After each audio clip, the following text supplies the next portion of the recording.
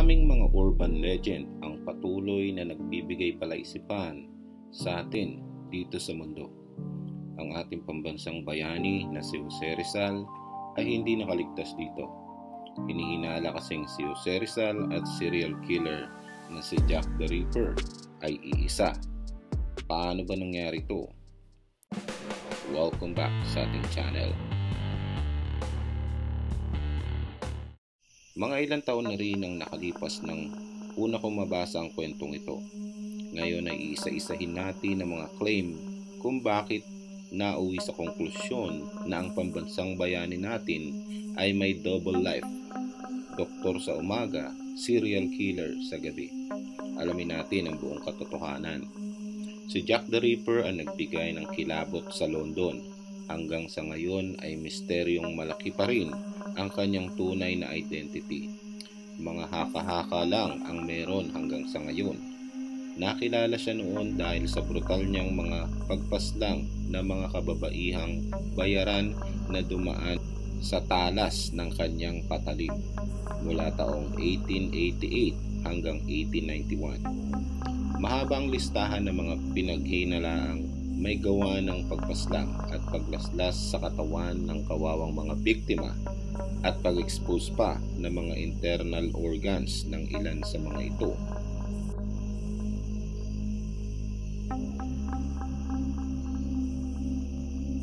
Ano-ano bang pinagbasihan para masabi na si Jose Rizal ay si Jack the Ripper? Ang initials na JR, Jose Rizal at Jack the Ripper, JR. Sa panahong dumating si Jose Rizal ay nagumpisa ang tinatawag na Whitechapel Murders na di umano ang Whitechapel ay lugar sa London kung saan laganap talaga ang kriminalidad bago pa ang pagpunta ni Jose Rizal sa London. Isa itong slum area at tambayan ng mga maraming babaeng bayaran tulad ng mga biktima ni Jack the Ripper. Ang purpose ni Pepe rito ay upang kopyahin ang isang history book tungkol sa Pilipinas na kinopya niya ng mano-mano at natatapos na siya sa pagsasara ng British Museum. Kaya di umano ay siya si Jack the Ripper dahil sa gabi lang siya may pagkakataong lumabas upang magpunta sa mga bar at kung minsan ay mag-table at maglabas ng mga babae mula rito. Dahil alam naman natin na ang ating pambansang bayani ay may reputasyon din bilang playboy. At dito na nga na-connect si Jose Rizal kay Jack the Ripper dahil sa gabi lamang ito sumasalakay o madaling araw.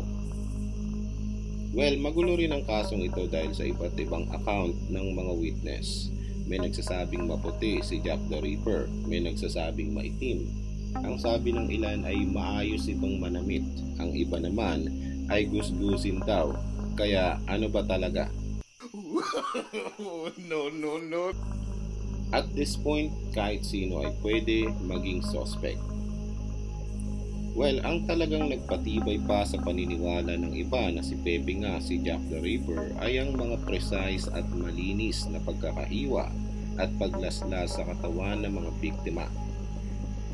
Marunong sa anatomy at medisina ang salarin, which makes sense na maging isa nga ang pambansang bayani natin dahil sa may alam siya sa surgery.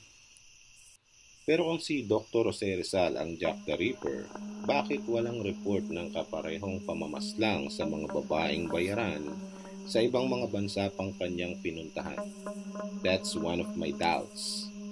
Ayon pa sa aking research, ang pangalang Jack the Ripper gaya ng nasa di umano ay sulat ng serial killer ay media stunt lang para mas makapukaw pa ng atensyon ng publiko. Kumbaga sa panahon natin ay fake news. Paraan na rin nila ito para mas bumenta ang kanilang dyaryo.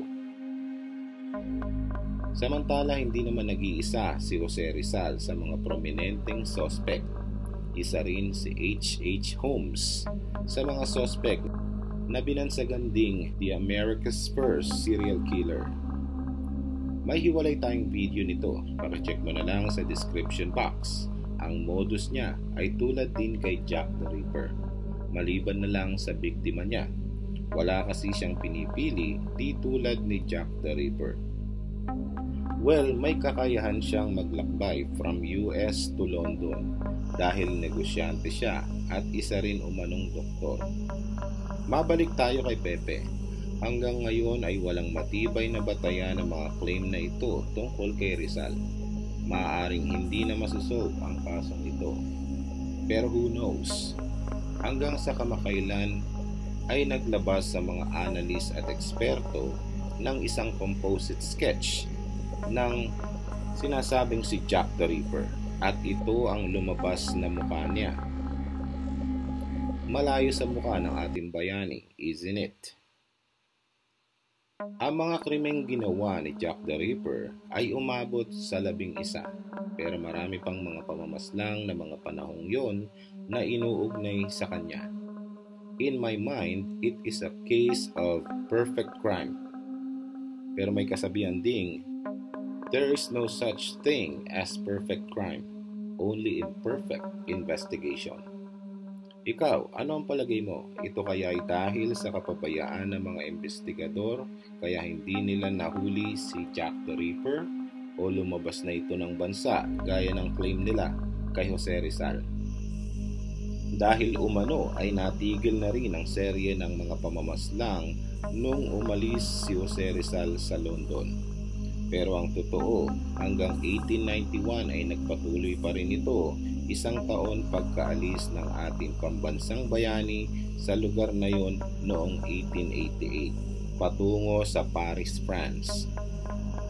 Pinagpapalagay naman ng iba na maaaring natigil na ang pamamaslang ni Jack the Ripper sapagkat naaresto na siya ng otoridad, pero sa ibang kaso, at hindi lang nila alam na ang nahuli nila ay si Jack the Ripper na pala. Gaya na lang ng kwento natin dito sa channel tungkol sa Korean Zodiac Killer na ilang dekada nang nakakulong bago natuklasan ang serye ng kanyang pamamaslang sa Hwasong, South Korea. Bago matapos ang ating kwento ay masasabi kong kahit sino ay pwedeng gumawa ng kwento tungkol sa isang tao. Gaya na lang ng mga kwentong si Elvis Presley at Michael Jackson ay buhay pa at nagtatago lang, pineke lang daw ang kanilang mga pagkamatay. Para patunayan ang claim ay kailangan pa rin ng sapat at matibay na ebidensya. Hindi mo pwedeng gawing batayan at sabihing napakaganda o napakagwapo mo kung ikaw lang ang nagsabi at nakakaalam nito. No! No! No! Hanggang dyan na muna at huwag kalilimutang i-like, i-subscribe at i-share na rin ito para marami pa ang makapanood. Maraming salamat.